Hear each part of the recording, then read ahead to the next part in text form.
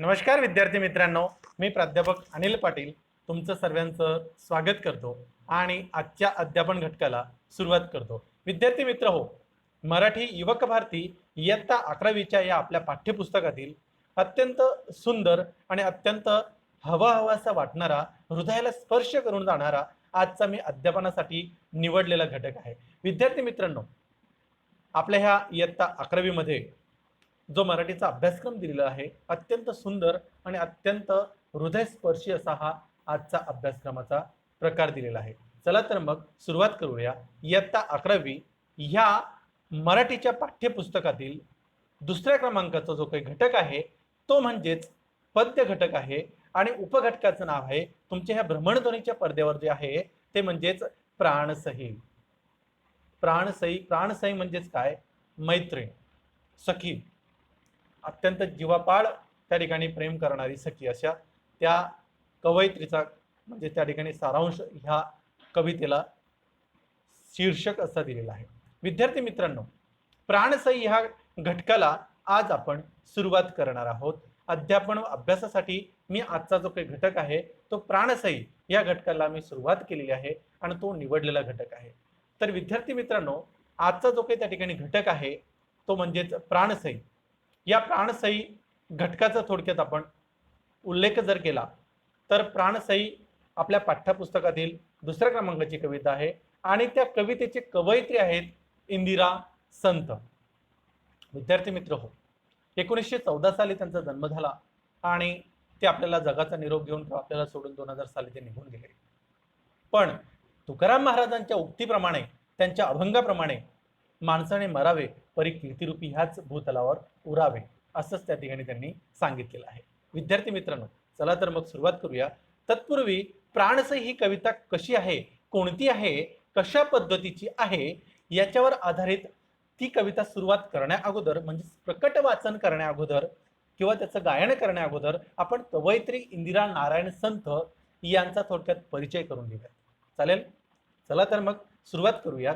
नारायण संत यांच्या त्या ठिकाणी म्हणजेच इंदिरा संत, इंदिरा नारायण संत असं त्यांचं पूर्ण नाव.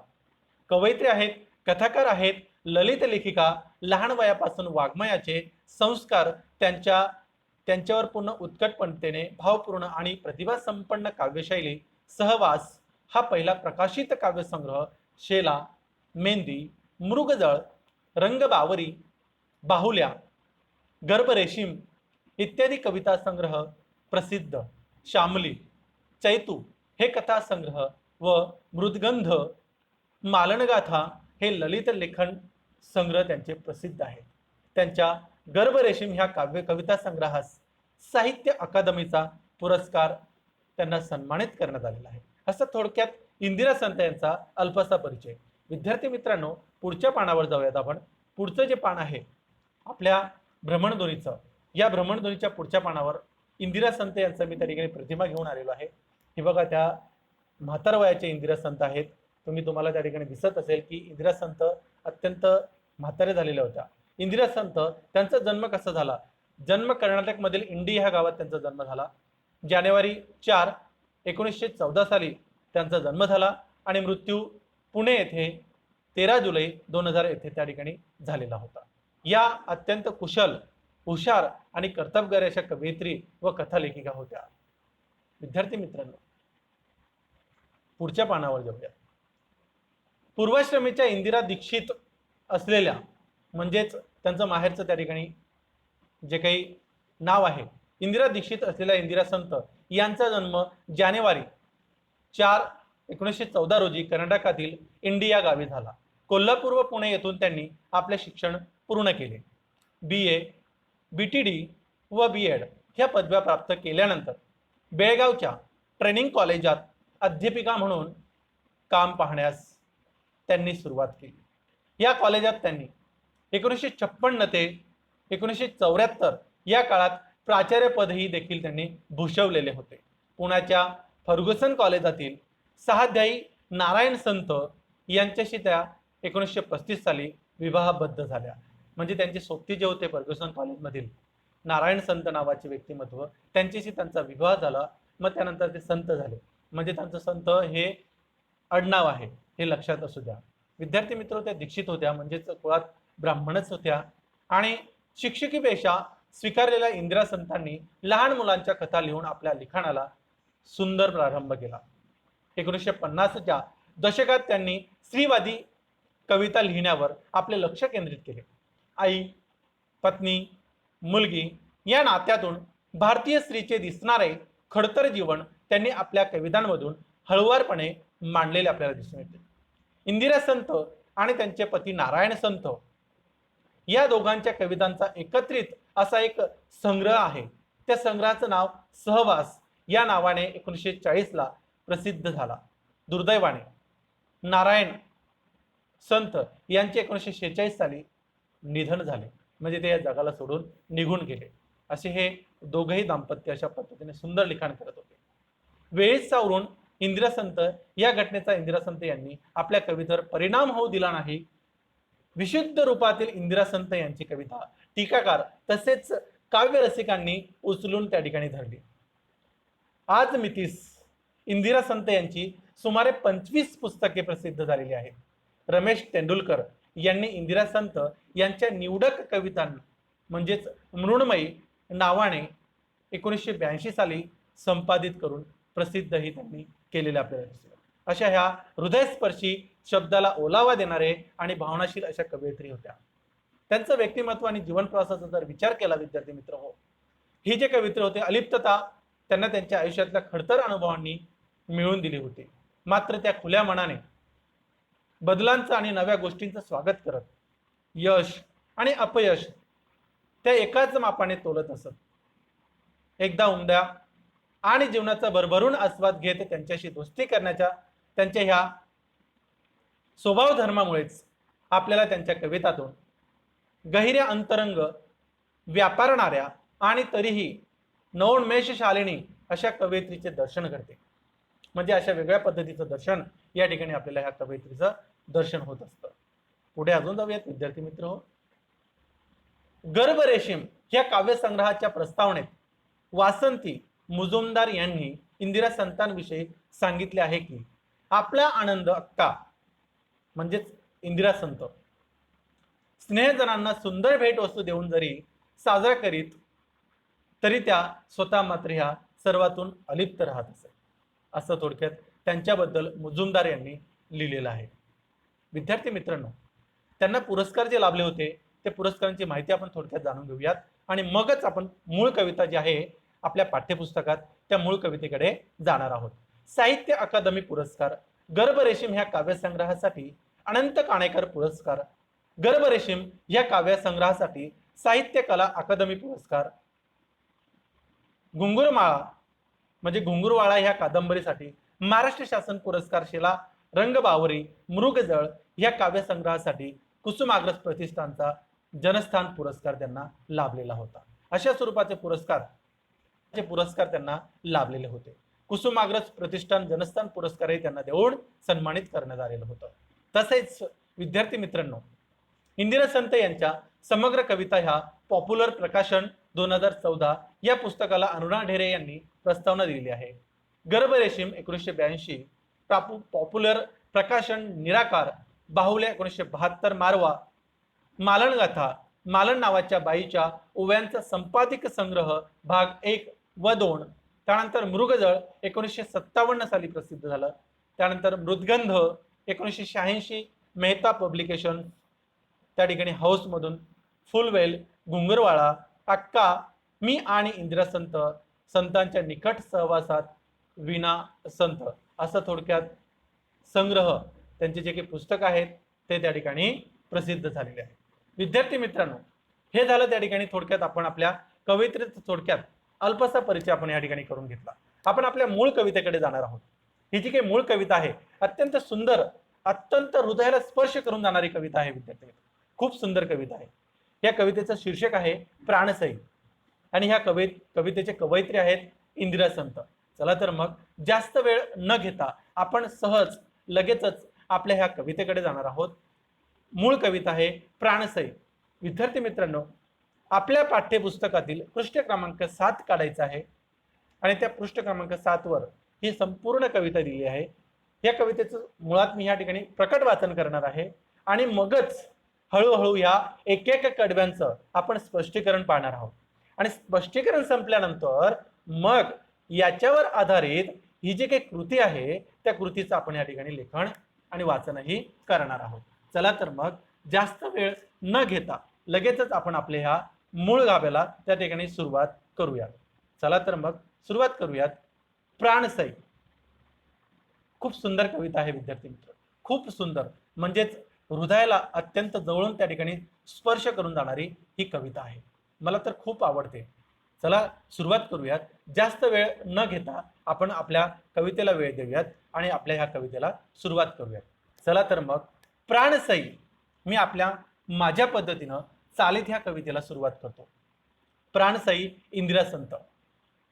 पीठ कांडते राक्षसी तसे कडाडते ऊन, तसे कडाडते ऊन, तसे कडाडते ऊन.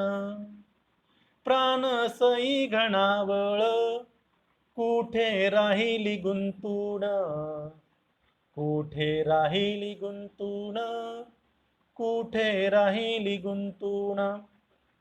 दिल्या पाखरांच्या हाती माझा सांगावा धाडून, माझा सांगावा धाडून, माझा सांगावा धाडून. एग एग घणावळी मैत्रपणा आठवून, एग एग घणावळी मैत्रपणा आठवून. पडवळ भोपळ्यांची आळी ठेविली भाजून, आळी ठेविली भाजून. हुडा मोडून घरात शेणी ठेविल्या रचून. बैल झाले ठाण बंदी, बैल झाले ठाण बंदी, झाले मालक बैचेन. तोंड कोमेली बाळांची जळा उन्हाच्या लागून, विहिरीच्या तळी खोल दिसू लागेल भिंग, दिसू लागले ग भिंग, दिसू लागले ग भिंग. मन लागे ना घरात कधी येशील तू सांग, मन लागे ना घरात कधी येशील तू सांग. पीठ कांडते राक्षसी तसे कडाडते ऊन, तसे कडाडते ऊन. प्राणसई घणावळ कुठे राहिली गुंतूण, कुठे राहिली गुंतूण. विद्यार्थी मित्रांनो, हे झालं पहिल्या पानावरचं त्या ठिकाणी पहिला भाग. म्हणजेच ह्या पहिल्या भागामध्ये कवयित्री शब्दांच्या ह्या ओलाव्यामुळे आणि या शब्दांच्या माऱ्यामुळे ह्या घणावळीला म्हणजेच पावसाच्या आगमनाला त्या ठिकाणी ते विनंती करत आहे. पाऊस ये विनंती करतायत. आता हे दुसऱ्या पानावरील म्हणजे आपल्या पृष्ठभागाच्या जे काही क्रमांक आहेत पाठ्यपुस्तकातील ते म्हणजेच 8 क्रमांक आहे, त्याच्यावर दुसरा भाग आहे. त्या दुसऱ्या भागामध्ये पाऊस आल्यानंतरचे चित्रण या ठिकाणी कवयित्रींनी केलेलं आहे. इंदिरा संत यांनी यात सुंदर वर्णन केले आहे. चला सुरुवात करूयात. ये ग दौडत धावत आधी माझ्या शेतावर, ये ग दौडत धावत आधी माझ्या शेतावर. शेला हिरवा पांघर मालकांच्या स्वप्नांवर, मालकांच्या स्वप्नांवर, मालकांच्या स्वप्नांवर. तशी झुलत झुलत, तशी झुलत झुलत एग माझी या घराशी, मेघ माझी या घराशी. भाचे तुझे ग झोंबतील झोंबतील, भाचे तुझे ग झोंबतील झोंबतील. तुझ्या जरीच्या घोळाशी, तुझ्या जरीच्या घोळाशी.